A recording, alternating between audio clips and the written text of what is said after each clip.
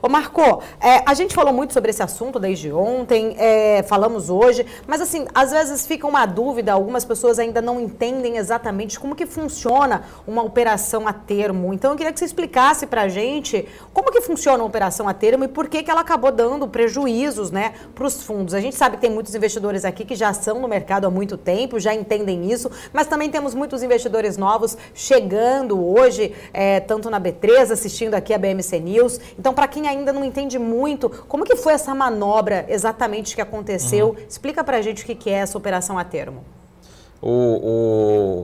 A operação mais conhecida, na verdade, não chega a ser uma operação, mas é basicamente um resultado que a gente chama de short squeeze, né, que é o movimento que está acontecendo lá em GameStop, né, que aconteceu na GameStop, enfim, que está acontecendo talvez no IRB, mas principalmente na GameStop acho que é mais comum.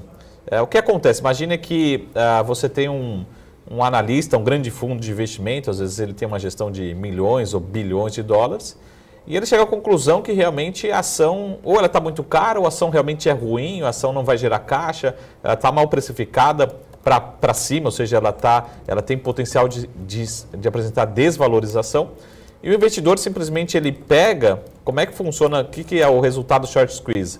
O investidor ele vai no mercado, ele vai alugar essas ações, então você pode alugar, fala assim, me empresta um pouquinho aqui as suas ações, eu vou pegar essas ações, eu vou pagar uma taxinha ali, 2% ao ano, 3% ao ano, então essa ação agora eu vou usar ela e eu vou vender no mercado. Então você acredita apostando na queda dessa ação. Então é uma operação comum, né, que você está vendendo, você está vendido. Né? Ontem a gente falou que, por exemplo, com a Elo, ela tem algumas posições vendidas, né? Uma das grandes gestoras aqui do país. Então isso é bastante comum no mundo dos institucionais. Então ele faz uma avaliação e fala assim, essa ação está muito cara ou ela não tem fundamento para ter esse valor, eu acho que vai cair, eu vou alugar e vou vender essas ações. Tá? Isso é bastante comum, principalmente no institucional, né? Nos grandes fundos de investimento. Só que o que acontece? Se por algum movimento, né? Imagina que um grande fundo, uns departamentos mais importantes, né?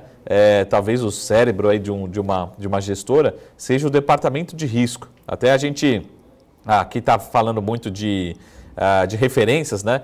Até tem um filme que a gente recomenda assistir, que é um filme muito bom, que fala um pouco sobre tudo isso que está acontecendo, já é um filme um pouco mais antigo, mas muito bom, que chama-se Margin Call, tá? Então, vou deixar aqui já na sexta-feira a nossa recomendação de leitura, nossa recomendação de filme. E dá para entender bem um pouco desse tipo de operação lá. Então, basicamente, quando um fundo está vendido numa operação e a ação começa a subir, ele começa a perder dinheiro, porque ele está apostando na queda. Então, se essa ação começa a subir e subir muito rápido, o que ele tem que fazer? Ele tem que pegar e recomprar a ação para entregar para o dono, devolver essa ação para o dono, teoricamente, que ele tinha alugado para vender, né? Então, ele tem que sair no mercado para recomprar essa ação. Quando ele recompra a ação e está no movimento de alta, você acaba acelerando o movimento de alta. Então, o movimento que era para ser de 5%, 6% de alta, acaba sendo 8%, 10%, 15%. Então, por exemplo, lá na GameStop, a gente viu um movimento muito forte, 100%, 150% de alta em um tempo muito curto. Isso que é o famoso short squeeze. Então, para quem estava totalmente apostando na queda, ele tem que o departamento de risco liga e fala assim, você vai ter que recomprar, zerar essa posição e aí o movimento acaba se acelerando. Tá? Então, basicamente, esse é o principal momento. Quando você pode fazer outras operações com derivativos, se alavancar na posição, ficar vendido numa posição maior mesmo do que você tem, mas essa é uma forma mais simples de entender. Tá? Então, isso pode acontecer, por isso que é muito importante acompanhar também um dos relatórios que a gente manda aqui na Sara Invest, e a gente sempre manda no nosso relatório matinal, né, uma vez por semana, que é o relatório que a gente chama de BTC. Quanto que das ações, principalmente do Free Float, estão disponíveis para aluguel, estão sendo alugadas. Tá? Isso é muito importante. Então, se você vê um movimento, pode ser um movimento que os grandes fundos estão pensando numa queda, então essa é a leitura, mas ao mesmo tempo, se tem um movimento de alta, pode acontecer esse short squeeze, que é uma aceleração do movimento de alta no curtíssimo prazo. Tá? Então, basicamente foi isso que aconteceu lá fora, talvez aconteceu aqui no IRB, porque o IRB tem aquela sensação dos grandes investidores institucionais ainda muito alugados, ou seja, acreditando que o papel tem mais espaço para cair ainda mais, mas também tem alguns investidores já também olhando que tem potencial de valorização. Talvez tenha sido esse movimento no curto prazo, principalmente ontem em IRB, tá? Então até aqui a gente estava lembrando aqui que a própria B3 tem alguns mecanismos, diferentemente da Bolsa de Nova York, até para fazer mais leilões, né? Que possa ser um mercado mais regular. Então por isso que hoje, particularmente, IRB deve passar por esse leilão de abertura e talvez por mais leilões ao longo do dia, tá? A B3 aqui tem algumas regulamentações diferentes das bolsas mundiais, diferentes da Bolsa de Nova York, tá? Ô Marco, para quem ainda não entende exatamente o que significa quando você fala que ela vai passar por leilão?